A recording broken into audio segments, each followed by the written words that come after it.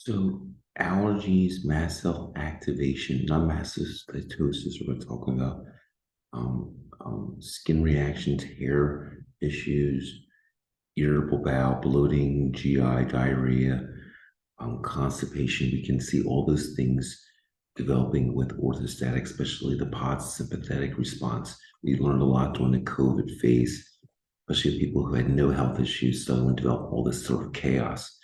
Important concept is that the sympathetic system stimulates the immune system in the survival response. The autonomic nervous system is the nervous system, endocrine, and immune. So the immune and the autonomic interact. Most of your immune systems in your gut, so you will see a lot of chaos develop from autonomic, just from the gut not working. Important concept is in a high adrenaline sympathetic state antagonizes your ability to do what is parasympathetic vagal, which is rest and digest. So if you're high adrenaline, you're not going to be able to digest. So difficulty swallowing, digesting, bloating, irritable bowel, reflux, irritable bowel, constipation, diarrhea, fluctuation of bowel function. So all that antagonizes your immune system to your gut. So the adrenaline will cause bowel issues, digestion issues, and weird sudden food intolerances. So new allergies, food intolerances. With your immune response, you'll suddenly develop allergies, food intolerances, skin reactions, flushing, hair changes, and foods that you used to eat can't eat. People develop food restrictions. So people will have a sort of mast cell activation. The labs are often useless because the labs are not there to the level of being able to pick up in blood testing. And often the labs can break down in the lab kits at the research level. So we're not able to measure yet. So it's a clinical, put the story together and make sense, listen to a patient. Often the key point is the more you control the sympathetic and adrenaline, a lot of this hyperallergy response goes down. So often people, if they go on medications or treatments to control the adrenaline over time, it goes down.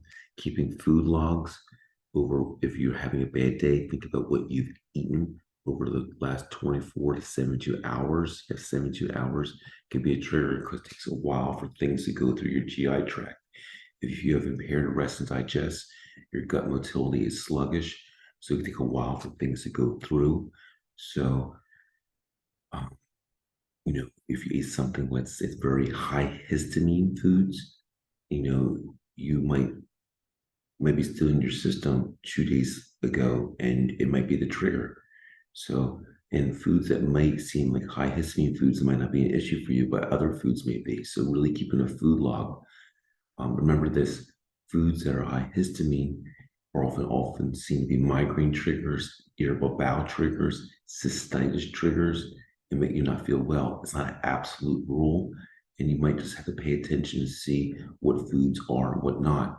You'll notice patterns of you feel foods that you eat that are bothersome, make you feel more just not well, toxic, it's flu-like, ill, fatigue, bladder function, urination, more bowel issues, bloating, headachy, just achy. So pay attention to that. Make sure as you eliminate foods that's in your appointments, vitamin levels and nutrient levels are monitored.